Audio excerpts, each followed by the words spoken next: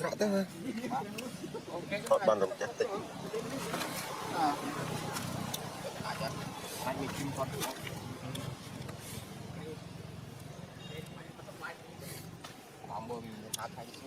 Làm bỏ lại chơi tích à?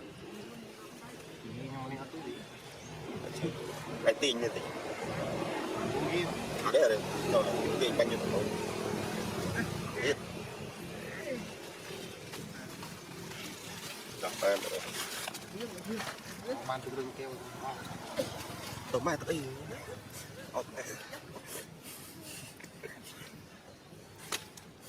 Đặt lại để đến vay mình nữa.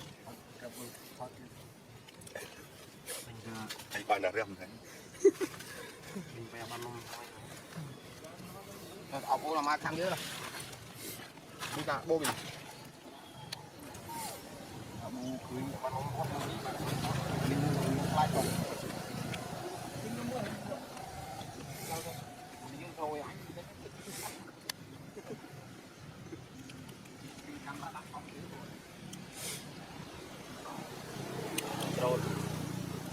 Drone à?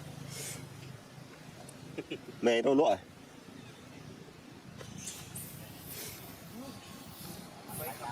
Sắp ấy vô. Sắp ấy.